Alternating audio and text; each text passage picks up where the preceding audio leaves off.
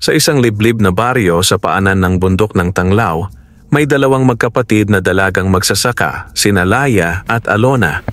Si Laya ang panganay, 18, matapang at masipag. Si Alona naman ay 17, mahinhin ngunit matalino't maparaan.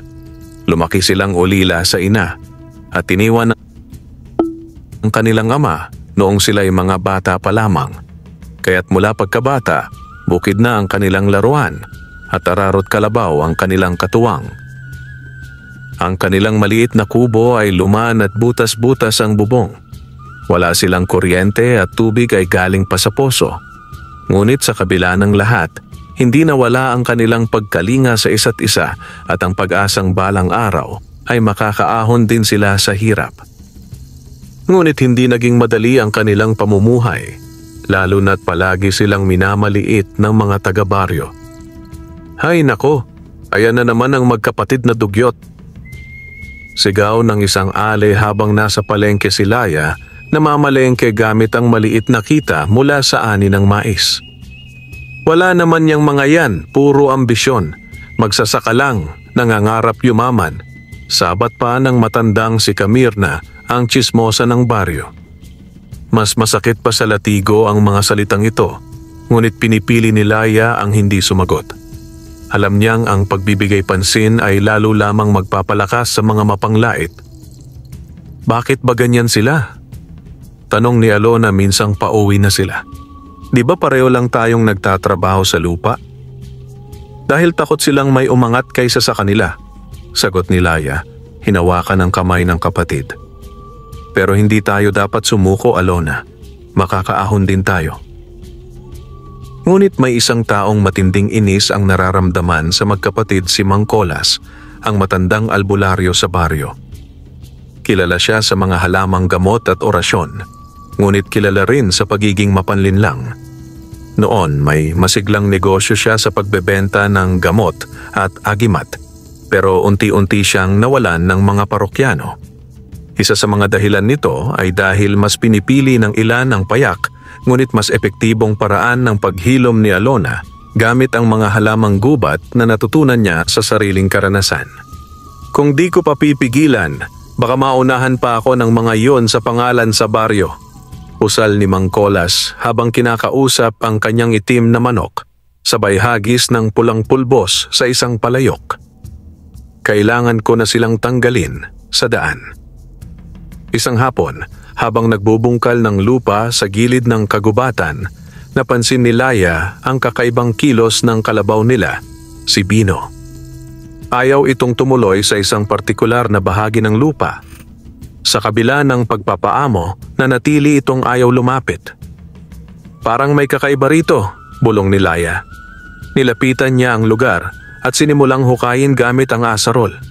Laking gulat niya nang may tumunog na bakal. Inalis niya ang lupa at natagpuan ang isang antigong tapayan na may nakaukit na mga simbolo ng hayop, isang kabayong may paa ng tao. Laya, ano yan? Tanong ni Alona na biglang sumulpot mula sa likuran. Hindi ko alam, pero may kakaiba rito. Dahan-dahang binuksan ni Laya ang tapayan. Pagsilip nila sa loob, kumislap ang loob ng sisidlan. Ginto. Puno ito ng makinang ng mga gintong butil at alahas. Ngunit mas nakakagulat pa ay ang biglang pag-iihip ng malamig na hangin, sabay pagbago ng kulay ng langit. May tinig silang narinig, malalim at misteryoso. Kayo. Ang pinili ko. Ang mga pusong dalisay. Nagpatindig balahibo sa magkapatid ang tinig na iyon. Sa harap nila, dahan-dahang lumitaw ang isang nilalang, isang tikbalang. Matangkad, may buhok na parang hibla ng ginto at mga matang tila apoy. Ako si Amurao, tagapagbantay ng gintong lupa. Matagal ko nang sinusubaybayan ang inyong kabutihan. Ang tapayang ito ay gantimpala sa inyong pagsisikap at malinis na puso. Ngunit huwag kayong sakim. Gamitin ito sa tama. Nang mawala si Amurao sa hangin, naiwan ang liwanag ng gintong tapayan. Tahimik ang paligid. Ang tanong ngayon, paano nila ito gagamitin? At paano kung malaman ng mga taga-baryo, lalo na ng masamang si Mang Colas, ang lihim ng kanilang kayamanan? Nagdaan ang ilang araw mula nang matagpuan ni Laya at Alona ang mahiwagang tapayan ng ginto. Inilagay nila ito sa ilalim ng kanilang kubo, inilibing sa ilalim ng sahig na kahoy at tinakpan ng banig. Bawat gabi, bago matulog, sumisilip sila sa loob, nagniningning pa rin ang laman nito, parang apoy na ginintuan. Hindi ito basta-basta, bulong ni Alona. Pakiramdam ko may buhay ang ginto. Oo, sagot ni Laya. Kaya hindi natin dapat abusuhin. Gagamitin lang natin kung kailangan. At iyon nga ang ginawa nila. Sa mga sumunod na linggo, unti-unti silang bumili ng kaunting kagamitan para sa bukid bagong araro, mas matibay na lubid, ilang sako ng binhi. Hindi sila gumastos ng malaki at sinikap nilang manatiling simple upang hindi mahalata ng mga tao. Ngunit sa isang baryong mahilig sa chismis, hindi maiiwasan ang pagkakaroon ng mga mapanuring mata. Napansin mo ba? Parang bago ang gamit ng magkapatid, sambit ni Aling Mirna habang naglalaba sa ilog. At si Alona may bagong saya. Galing kaya yan sa tulong o sa masamang paraan? Baka may mayamang nobyo yang si Laya, marunong pa namang mambola yon, sagot ni Neneng, ang pinakabatang alalay ni Mang Colas. Ang mga bulong-bulungan ay mabilis na kumalat sa baryo hanggang sa makarating sa mismong tainga ng albularyo. Ginto? Sa kanila? Umuusok sa galit si Mang Colas habang kinakalampag ang kanyang kahoy na lamesa. Hindi ako papayag na nauungusan ako ng mga hampas lupang yon. Kaya't isang gabi, sa gitna ng ulan, dinalaw ni Mang Colas ang gubat na malapit sa bukirin ng magkapatid. May dala siyang palaspas, pulang kandila at isang itim na itik. Espiritu ng kagubatan, ipakita sa akin ang pinanggalingan ng kayamanan nila. Sigaw niya habang umiikot sa isang puno ng balete. Ngunit bago pa man niya maipagpatuloy ang ritual, isang malamig na ihip ng hangin ang sumalubong sa kanya. Umikot ang hangin sa paligid at sa kalagitnaan nito, lumitaw ang anyo ng tikbalang si Amurao. May mga bagay na hindi para sa mga tuso at sakim, wika ng tikbalang. Ang boses nito ay tila kidlat. Napaatras si Mang Colas, nanginginig. Ngunit sa halip na matakot, mas lalo siyang nanggigil. Hindi ako titigil, bulong niya habang tumatakbo pabalik sa kanyang kubo. Kung hindi sa dasal, sa daya, makukuha ko ang lihim nila. Samantala, habang dumidilim ang mga ulap sa paligid ng baryo, napapansin ni Laya na unti-unting dumadami ang mga matang nakatingin sa kanila, hindi lamang ng mga tsismosa, kundi pati ng mga taong dati walang pakialam. Laya, tanong ni Alona habang nagsasapin ng huling piraso ng binhing mais. Pakiramdam mo ba? May nagmamasid sa atin? Oo, kailangan nating mag-ingat, lalo na sa ginto. At tila tinugon ng tadhana ang pangamba ni Laya. Kinabukasan, pagbalik nila mula sa bukid, may nakitang bakas ng paa sa paligid ng kubo. May pumasok at may pilit na sumilip sa ilalim ng kanilang bahay. Mabilis nilang sinilip ang tapayan. Hindi ito nagalaw pero may kakaiba. Isa sa mga gintong butil ay nawala. Sino ang kumuha? Sigaw ni Alona, nanginginig. Kailangan nating itago ito sa ibang lugar. Ngunit bago pa man nila mailipat ang tapayan, isang matandang lalaki ang kumatok sa pintuan nila kinagabihan. Magandang gabi, mga iha, anya, may ngiting may bahid ng panlilinlang. Ako ay si Mang Simbo, galing sa kabilang baryo. Narinig kong kayo ay pinagpala ng himala. Napatingin ang magkapatid sa isa't isa. Hindi nila kilala ang matanda, ngunit malinaw ang intensyon. May nakakaalam na sa kanilang lihim. Hindi kami nagpapapasok ng di kilala, mariing sagot ni Laya, pinipigilang manginig ang tinig. Kung wala po kayong sadya, maaari po kayong umalis. Ngunit bago umalis, humarap si Mang Simbo at nagsalita ng tila orasyon. Biglang bumigat ang hangin at naramdaman ni Laya ang kakaibang kilabot sa batok. "Pababalikan ko kayo," bulong ng matanda, saka naglaho sa dilim. Nang isara nila ang pinto, tahimik si Alona. "Laya, sa tingin mo, siya ba ang isa sa mga tauhan ni Mang Kolas?" "Posible," sagot ni Laya. "Kaya simula ngayon hindi na tayo basta-basta lalabas at kailangan nating humingi ng tulong sa kanya." "Kay amo raw?" tanong ni Alona. Tumango si Laya. At sa gabing iyon, sa ilalim ng liwanag ng bilog na buwan, pumunta sila sa lugar kung saan nila natagpuan ang tapayan. Humawak si Laya sa puno at binigkas ang mga salitang narinig niya noon sa tinig. "Tagapagbantay ng gintong lupa, kami muling humihiling ng iyong tulong." At sa paghihip ng malamig na hangin, muling lumitaw si Amo Raw ang tikbalang.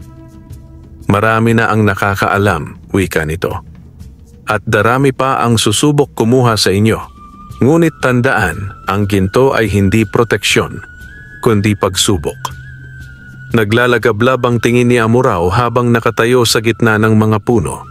Ang kanyang buhok na tila sinag ng araw ay kumikislap sa dilim at ang mga mata niya ay lumalagablab ng apoy.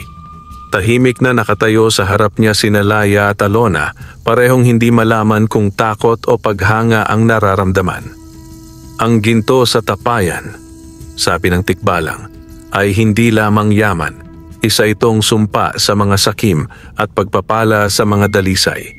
Kung magkamali kayo ng paggamit, hindi lamang kayamanan ang mawawala." "Bakit kami ang pinili mo?" tanong ni Alona halos pabulong. "Dahil nakita ko ang puso ninyo," sagot ni Amo Raw. "Sa loob ng maraming taon, nagbantay ako sa lugar na ito. Maraming sumubok hanapin ang kayamanang iniwan ng mga ninuno ng kabundukan, mga Kastila, mga Tulisan, pati mga albularyo. Ngunit lahat sila'y nauwi sa kasakiman. Kayo lang ang nagpakita ng paggalang. Nasa panganib kami," ani Laya. "May nagnanakaw, may sumusubaybay. Paano namin mapoprotektahan ang sarili namin?" Tumahimik si Amo Raw. Kinuha niya ang isang hibla ng kanyang gintong buhok at inabot ito kay Laya. "Ito ang tanda ng aking basbas.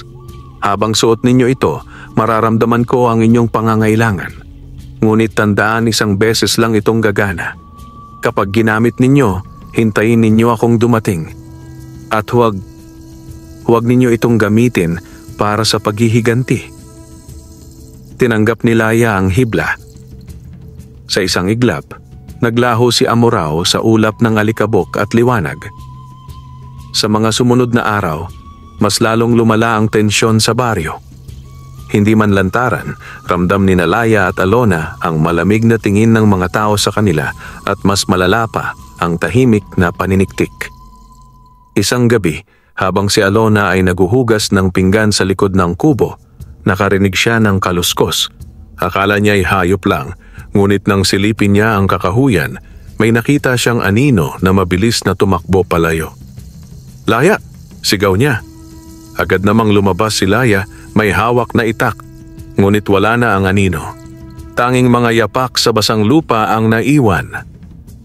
"Hindi na ito ligtas. Kailangang ilipat natin ang tapayan," sabi ni Laya.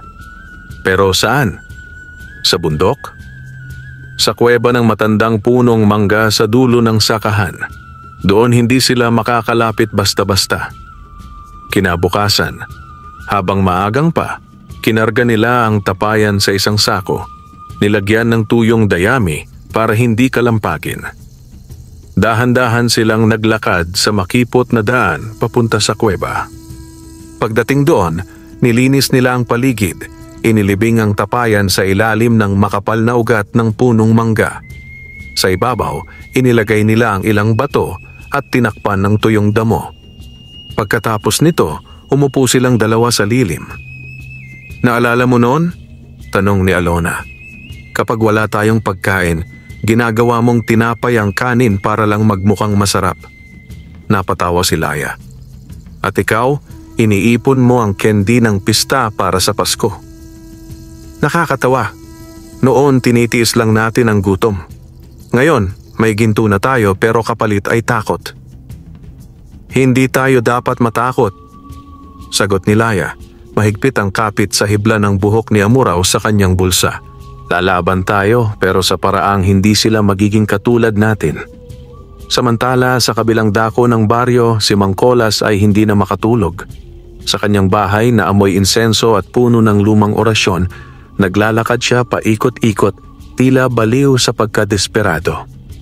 Hindi na sapat ang mga mata ko. Kailangan ko ng makapangyarihang kakampi. Sa kanyang altar, inialay niya ang isang puting manok. Binasa ang lumang aklat ng mahika at binigkas ang isang matandang panalangin. Mula sa ilalim ng lupa, mula sa itim na ulap, lumapit ka, batalang Bakunawa. Ibigay mo sa akin ang lakas upang mapabagsak ang mga humahadlang sa akin. Biglang nayanig ang paligid. Ang ilaw ng lampara ay kumikislap at ang tubig sa banga ay kumulo ng kusa. Isang malalim at gutom na tinig ang umalingaw-ngaw sa kanyang tenga. Bigyan mo ako ng kapalit. Sa kabila ng baryo, sa gitna ng dilim, isang matandang lalaki ang natagpuang walang buhay sa may ilog si Mang Simbo. Sa kanyang leeg, may bakas ng pabilog na marka parang sinakal ng mahaba at malamig na aninong hindi tao. At sa kanyang bulsa ay isang maliit na gintong butil. Umuulan ng malakas sa baryo nang ilibing si Mang Simbo. Basang-basa ang lupa at ang mga tao ay tahimik lamang habang pinapanood ang kabaong na inilulubog sa lupa. Ngunit sa likod ng bawat patak ng ulan ay mga bulong ng takot at hinala. Hindi siya namatay ng basta-basta, bulong ni Aling Mirna. May nagsabing nakita siyang sumisigaw sa ilog bago siya natagpuang wala ng buhay. May marka raw sa leg niya, parang sinakal ng ahas. Sabat ni Neneng, hawak-hawak ang krus sa dibdib. Walang gustong magsalita ng malakas, pero lahat ay may iniisip. May kakaibang nangyayari sa baryo at sa puso ng bawat chismis ay ang magkapatid na sina Laya at Alona.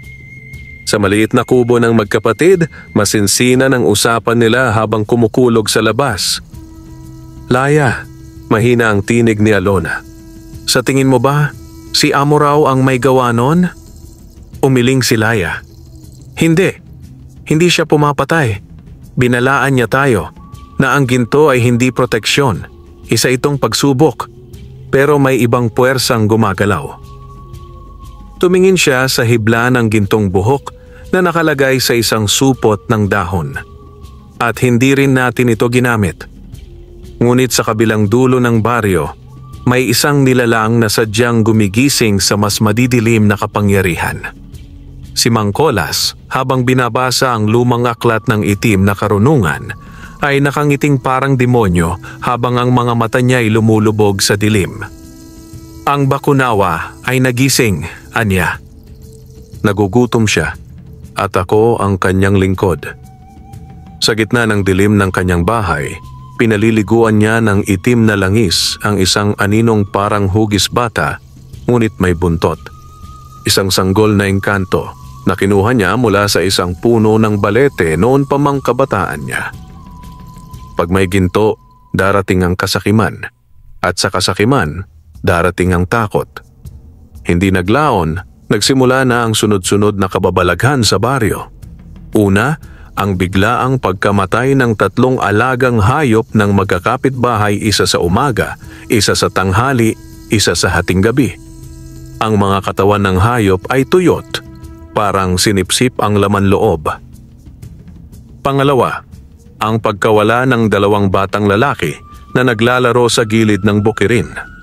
Ayon sa isa sa mga nakasaksi, parang may anino raw na sumunggab sa mga bata at nilamon ng lupa. Pangatlo, ang hindi maipaliwanag na dilaw na ulan na bumuhos sa bukid ni Laya at Alona, isang ulan na mabaho, malagkit at sumunog sa ilang dahon ng pananim. Hindi ito normal, wika ni Alona habang tinatakpan ng banig ang mga tanim.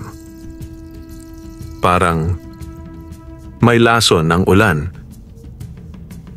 May gumagawa nito, sagot ni Laya, galit na galit. Si Mang Colas, tiyak ako. Nang gabi ring iyon, habang nakaupo sila sa labas ng kanilang kubo, lumitaw sa may punong mangga si Amurao. Nakasuot siya ng balabal ng ulap at sa kanyang mga mata ay refleksyon ng mga namamatay na bituin. Nararamdaman ko ang galaw ng dilim, wika niya. Ang bakunawa ay ginising ng isang makapangyarihang orasyon at ang kanyang gutom ay hindi basta mapipigil. Paano natin siya mapipigilan? Tanong ni Alona. Ang bakunawa ay hindi tulad ng karaniwang halimaw. Isa siyang sinaunang nilalang na sumisipsip ng liwanag sa mga pusong makasalanan. At minsan, kahit sa mga inosente. Naglabas si Amurao ng isang maliit na sisidlang gawa sa kahoy ng kawayan. Ito ang aklat ng liwanag, isang alituntunin ng sinaunang kabundukan.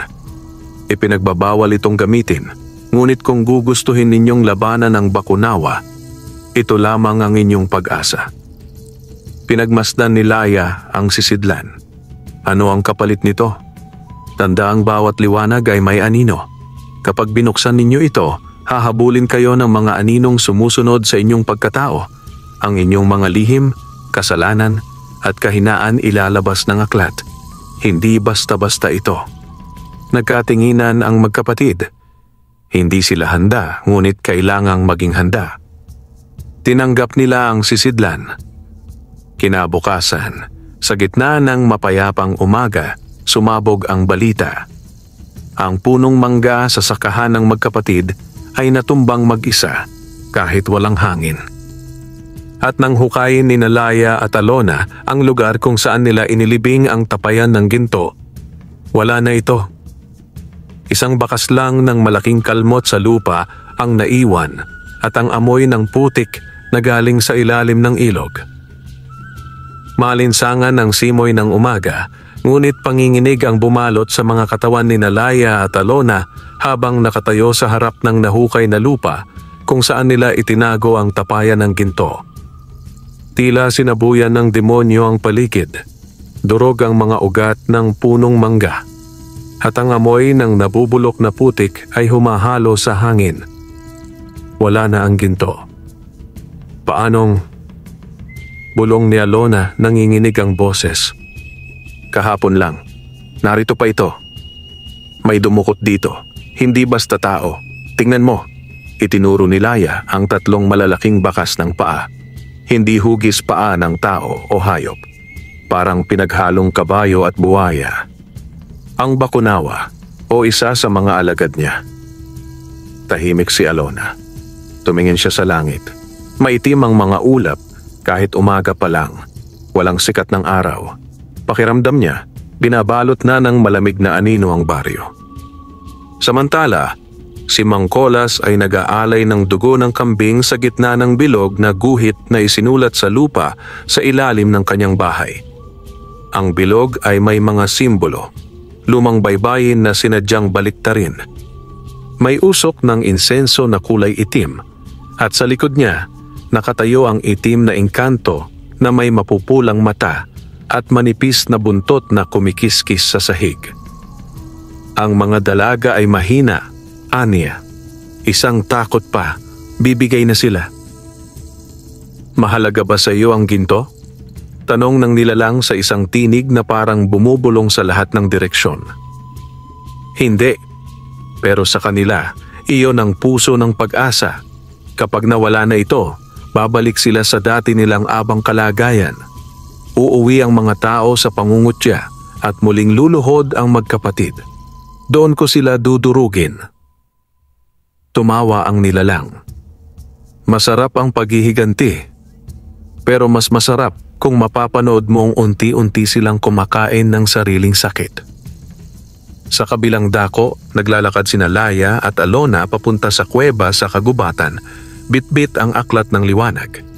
Gusto nilang muling tawagin si Amuraw, ngunit alam nilang oras na para sila mismo ang kumilos. Pagpasok nila sa kuweba, sumalubong sa kanila ang malamig na hangin at tunog ng mga kuliglig. Ibinukas ni Laya ang sisidlan at sa loob ay isang lumang aklat na yari sa balat ng punong kahoy. Ang mga pahina ay manipis at may mga ukit na kumikislap. Nang simulang basahin ni Laya ang unang pahina, isang biglaang bugso ng liwanag ang sumiklab. Nagbalik sa kanyang isipan ang mga alaala, ang mga araw na ginutom sila, ang gabing umiyak si Alona dahil binato sila ng tira-tirang gulay ng isang kapitbahay, ang araw na nagnakaw siya ng kaunting bigas sa palengke para lang makakain sila. "Laya!" sigaw ni Alona. "Tumigil ka!" Ngunit hindi na makaalis si Laya sa kanyang kinatatayuan. Nakapako ang tingin niya sa pahina at ang luha ay umaagos sa kanyang pisngi. Sa bawat pahinang mabubuksan, ang kanilang kahinaan ay isinisigaw sa liwanag. Tumakbo si Alona at sinara ang aklat. Tumigil ang pag-ikot ng hangin sa loob ng kuweba. "Hindi tayo handa," bulong niya. "Hindi tayo dapat matakot sa sarili nating nakaraan," sagot ni Laya, nanginginig pa rin. "Pero kailangan natin ng tulong." Nang gabing iyon sa panaginip ni Alona, lumitaw si Amuraw. Nakaluhod siya sa tabi ng isang ilog na kulay ginto at sa kanyang likuran ay isang dambuhalang ulap na anyo ng ahas. Ang bakunawa ay hindi lang gutom sa ginto, sabi ni Amuraw. Siya'y gutom sa liwanag. Sa bawat takot at kahinaan na tinatago ninyo, siya'y lumalakas. Kung nais ninyong mabawi ang ginto, hindi sapat ang tapang. Kailangan ninyo ang paninindigan at ang tulong ng iba. "Sino?" tanong ni Alona. Ngumiti si Amuraw. May isa pang nilalang na dating tagapagbantay ng kayamanan sa bundok, ngunit siya'y itinaboy, pinagbintangang traidor. Kailangan ninyong hanapin siya, ang tamawo sa lilim ng talahib. Siya lamang ang makatuturo kung saan dinala ang ginto. Pagkagising kinabukasan, agad silang naghanda. Bitbit ang aklat, itak at panalangin. Tumungo sila sa gilid ng bundok kung saan ang talahiban ay parang dagat ng pilit itinatagong lihim. Doon, sa gitna ng matataas na damo, may isang bakas na parang iniwan ng malaking hayop. Bilog, sunog ang paligid at may pabangong hindi maipaliwanag. Pumasok sila sa gitna ng talahiban at doon nila unang narinig ang tinig. "Sino kayong nangangahas humakbang sa lupa ng mga itinatakwil?" Ang hangin sa gitna ng talahiban ay tila may sariling pag-iisip. Bumubulong, sumusutyot, at tila kinakalabit ang kanilang mga balat gamit ang malamig na daliri ng di nakikitang nilalang. Sa bawat hakbang ni Laya at Alona, ang mga damo ay tila lumalayo, nagbubukas ng daan sa gitna ng kagubatan. "Huwag kang lalayo," sabi ni Laya habang mahigpit ang hawak sa kamay ng kapatid. "Alam kong hindi ito karaniwang talahiban." Napahinto sila nang marinig muli ang tinig. Hindi galit, hindi rin mabait. Isa iyong tinig ng pagod, tinig ng isang nilalang na sanay sa pananakit at pagkakalimot. "Kayo ang magkapatid, ang mga anak ng liwanag na minamaliit ng mundo. Bakit kayo naririto sa aking teritoryo?" Tumayo sa harapan nila ang isang nilalang na may malakristal na balat, puti ang buhok at ang mga matay kulay abo. Walang itim, walang puti, parang ulap sa dapit hapon. Siya ang tamawo sa lilim ng talahib. "Ikaw ba si Tahan?" tanong ni Laya ayon sa sinabi ni Amuraw. Tumango ang nilalang, ngunit bakas ang lungkot sa kanyang muka. "Matagal na akong itinakwil ng mga tulad niya. Tinawag akong traidor. Sinabing ibinenta ko ang ginto ng kabundukan sa mga dayo. Hindi totoo iyon. Ngunit ang salita ng isa ay kayang sirain ang buong pagkatao ng isang nilalang, lalo na kung ang isa ay may kapangyarihang katulad ng isang albularyo." "Si Mang Kolas," sabay nilang sabi. Alam na ninyo, sagot ni Tahan. Siya ang dahilan kung bakit ako pinalayas sa bundok. At ngayon, siya rin ang dahilan kung bakit muli kayong nawalan ng ginto. Lumapit si Alona. Tulungan mo kami, Tahan. Hindi para sa ginto lang, kundi para sa lahat ng nilalang na pinatatahimik at pinapabagsak ng kasinungalingan at kasakiman.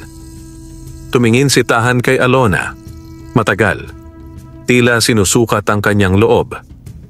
Kung tutulungan ko kayo, kailangang ihanda ninyo ang inyong sarili sa huling hamon, ang pagharap sa anino ng sarili ninyong takot. Sa kuweba ng lilim sa silangan ng bundok, naroroon ang salamin ng sangkatauhan.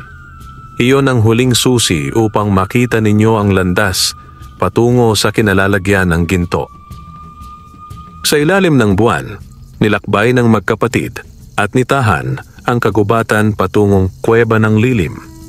Ang daan ay matarik, makitid at puno ng alingaw-ngaw ng mga nakalipas. Parang bawat hakbang ay may kasama silang multo ng alaala. Pagdating sa kuweba, may 3 lagusan. Isa'y madilim, isa'y maliwanag at isa'y tila walang laman. Parang bumubukas ngunit wala namang patutunguhan. Dito nahuhulog ang karamihan, wika ni Tahan. Pumipili ng daan batay sa takot, hindi sa tapang. Tinapik niya ang balikat ni Laya. Ang susi ay nasa loob ninyo. Ang salamin ay hindi nagpapakita ng mukha. Ipinapakita nito kung sino talaga kayo sa ilalim ng balat ng mundo. Nagpasya silang pumasok sa madilim na lagusan. Hindi dahil ito ang pinakamatapang na daan, kundi dahil ito ang pinakatotoo sa nararamdaman nilang landas. Ang landas na hindi tiyak, ang daang may kasamang pangamba. Sa loob, dahan-dahang bumukas ang isang liwanag at isang salamin ang lumitaw sa gitna ng kuweba. Isa itong malaking bilog na yari sa tubig na kumikislap kahit walang ilaw. Lumapit si Laya. Sa salamin, hindi niya nakita ang kanyang muka. Nakita niya ang batang siya, yung araw na lumapit siya sa simbahan, umiyak sa gutom, ngunit pinagsarhan ng pinto. Nakita niya ang gabing binugbog ng isang lasing ang ama nila, habang si Alona ay sumisigaw sa takot.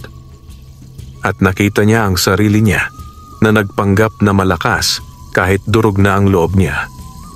Hindi ako perpekto, bulong ni Laya. Takot ako. Pero hindi ko hahayaan ang takot na iyon ang magdikta ng kinabukasan namin. Sa tabi niya, humawak si Alona sa tubig.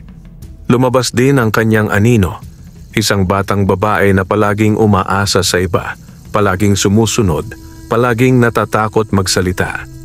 Ngunit ngayon, ang Alona sa harap ng salamin ay lumuluhang nagsabing, "Hindi na ako pipikit, hindi na ako tatahimik, hindi na ako mahihiya." Sa gitna ng liwanag, ang tubig ay kumalma. At mula sa ilalim ng salamin, may lumabas na liwanag.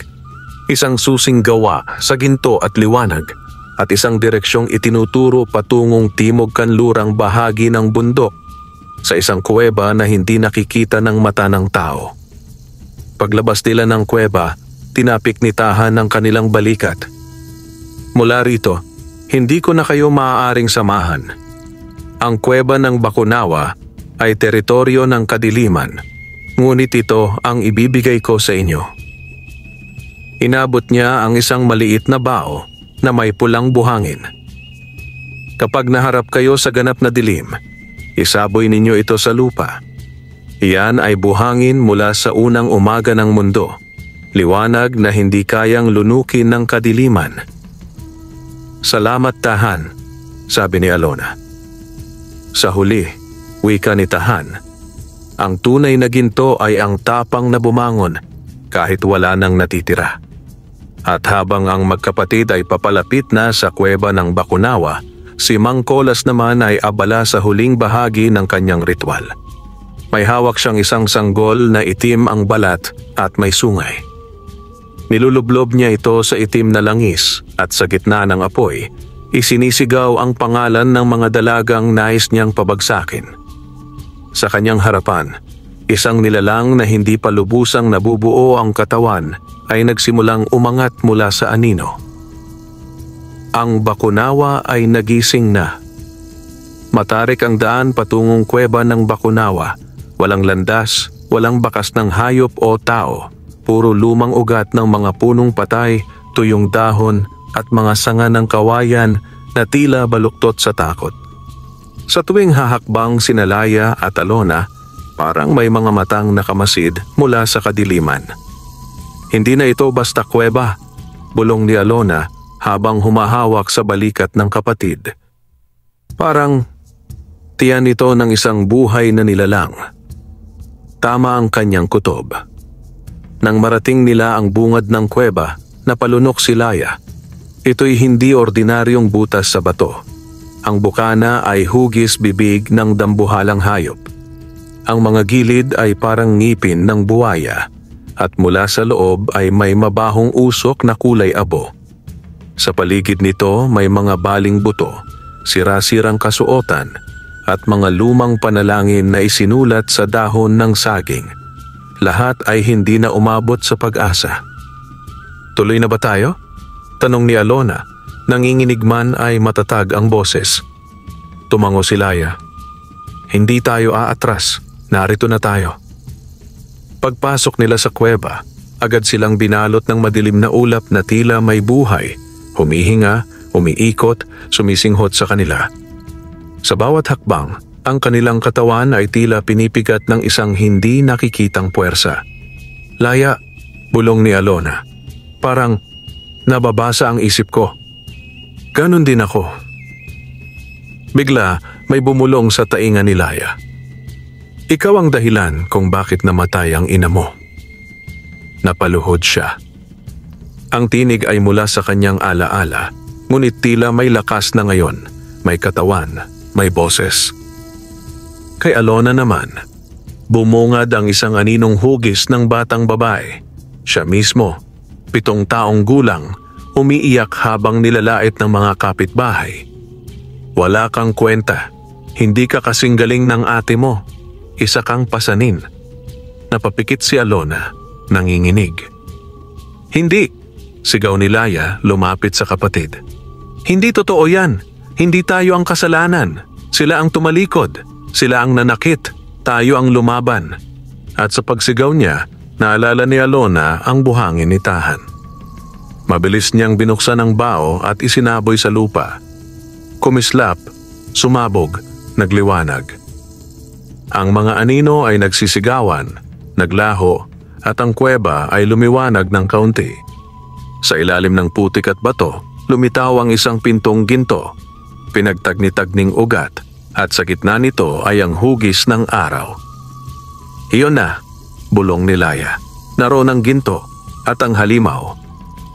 Sa likod ng pintuan, isang malawak na silid na parang bulwagan ng mga lumang hari ang bumungad. Sa gitna nito, naroon ang tapayang pinagnakawan sa kanila. Malinis, kumikislap, at puno pa rin ng gintong butil. Ngunit bago pa sila makalapit, umugong ang lupa. At mula sa likod ng silid, lumabas ang katawan ng halimaw, hindi tao, hindi hayop. Isa itong dambuhalang nilalang na may 7 ulo, katawan ng ahas, balat ng bakal, at mga mata na puro apoy. Sa leeg nito, nakapulupot ang isang itim na kwintas. Nakakabit sa puso ng nilalang ang aninong anyo ni Mang Kolas. Sa wakas, bulong ng engkanto sa katawan ng halimaw. Nandito na kayo. Siya ang Bakunawa? Tanong ni Alona. Higit pa, sagot ni Laya. Pinagsanib ng kasakiman, takot at kapangyarihan ng tao. Isa siyang nilalang na isinilang sa loob ng galit. Nagumpisa ang labanan. Ang Bakunawa ay nagpakawala ng apoy at ang hangin ay naging sing-init ng kaldero. Muntik nang tamaan si Alona, ngunit nahila siya ni Laya sa gilid ng isang bato. Mabilis nilang binuksan ang aklat ng liwanag. May isang dasal dito, bulong ni Laya. Kailangan nating ipatong ang kamay sa ginto habang binibigkas ito. Iyon lang ang paraan upang makuha muli ang biyaya ng liwanag. Habang nililito ni Alona ang halimaw gamit ang mga bato at liwanag mula sa baonitahan, tumakbo si Laya patungo sa tapayan. Tumama sa kanya ang buntot ng halimaw. Tumilapon siya sa hangin at bumagsak sa gilid ng silid. "Laya!" sigaw ni Alona. Pero tumayo si Laya. Dumugo man ang noo at nanginginig ang tuhod, itinaas niya ang aklat, itinapat sa ginto, at sabay silang nagsalita. "Liwanag ng katotohanan, bumalik ka sa amin. Ginto ng dangal, magliwanag ka muli. Ang halimaw ng dilim ay aming sinasagupa sa ngalan ng pag-asa." Nang matapos ang dasal, kumislap ang tapayan at isang liwanag na parang araw sa tanghaling tapat ang sumabog mula rito. Ang bakunawa ay sumigaw, napahandusay, at unti-unting nabiyak ang katawan hanggang sa mapunit ang balat nito at lumabas ang mga itim na anino na parang usok. Sa gitna ng pagguho, lumabas ang anyo ni Mang Colas. Halos hubad, sugatan at walang kapangyarihan. Bumagsak siya sa sahig, nanginginig. "Patawad, patawarin niyo ako." Ngunit hindi siya nilapitan ni Laya at Alona. "Hindi kami mga Diyos para magpatawad," ani Laya.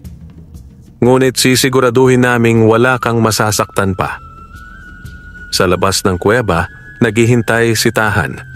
Lumapit siya at tiningnan si Mang Colas. "Ikaw ang nagpabagsak sa akin noon. Ngayon, ikaw ang wala. Anong gagawin mo sa kanya?" tanong ni Alona. "Wala," sagot ni Tahan. "Ang liwanag na nawala ay hindi kailanman maibabalik ng paghihiganti. Ngunit ang bawat aninong sinilang niya ay ibabaon ko sa kailaliman." Habang papalayo ang magkapatid, buhat ang ginto, bitbit ang aklat at yakap ang isa't isa. Unti-unting sumilay ang liwanag ng araw. Sa unang pagkakataon, nakita nilang muli ang kulay ng langit. At sa baryo, habang ang mga tao ay naguguluhan sa pagkawala ni Mang Colas, at sa biglaang pagliwanag ng paligid, isang balita ang kumalat. Bumalik na ang mga dalaga at may dalang ginto at bagong lakas. Makalipas ang ilang araw, ang balita ay parang agos ng ilog na hindi kayang pigilan. Umalingaw-ngaw sa buong nayon ng San Terencio ang pagbabalik ni Laya at Alona. Hindi na sila ang dalawang dalagang palaging binabalewala, nilalait at tinitingnang wala nang mararating. Ngayon, sila ang mga tagapagtaguyod ng liwanag, may hawak na gintong tapayan at isang aklat na naglalaman ng kaalamang kasing tanda ng mga diwata. Ang kanilang paglalakad sa gitna ng nayon ay sinalubong ng katahimikan, walang palakpakan, walang hiyawan, kundi isang matinding pagkamangha. Ang mga matandang babaeng dati nanlilibak sa kanila ay napayuko sa hiya. Ang mga lalaking dating lumalait sa kanilang pagiging walang silbi ay napaatras sa kanilang mga tahanan. Hindi nagsalita si Laya, hindi rin si Alona. Tahimik silang naglakad patungo sa lumang bahay ng kanilang mga magulang. Ang kubong dating giba at ngayon ay muli nilang babangon. Sa pinto, tinapik ni Alona ang kapatid. "Simulan na natin." 3 buwan nang lumipas. Mula sa isang kubo, naging paaralan ng mga batang walang kakayahang makapag-aral ang kanilang tahanan. Tinawag itong liwanag sa gitna ng palayan. Dito nagtuturo si Alona ng pagbasa at pagsusulat, habang si Laya naman ay nagtuturo ng mga kaalaman sa pagtatanim, panggagamot gamit ang halamang gamot, at pagkilala sa tunay na kabutihan ng mga nilalang ng kalikasan. Nang bumalik si Tahan upang maghatid ng sagradong punla mula sa bundok Katalon, nagtanim sila ng puno ng ginto sa gitna ng nayon. Hindi literal na ginto ang bunga nito, kundi isang bunga na kapag iniluto ay nagbibigay ng lakas at sigla, lalo sa mga may sakit at mahina ang katawan. Hindi lahat ng ginto ay makintab. wika ni Tahan. May ginto rin sa lupa, sa dugo ng mabubuting nilalang at sa tapang ng puso. Sa kabilang dako, si Mangkolas ay ibinilanggo sa kuweba ng mga tamawo sa pangangalaga ng mga engkantong tagahatol. Doon, araw-araw niyang kinakaharap ang sarili niyang anino. Walang kasamang ritual, walang kapangyarihan, kundi tahimik at malupit na pagsisisi. Hindi siya pinatay sapagkat ayon kay Tahan, ang tunay na parusa ay ang mabuhay nang wala ang kapangyarihang inaabuso. Sa gitna ng pagunlad ng nayon, unti-unti ring nagbago ang ugali ng mga tao.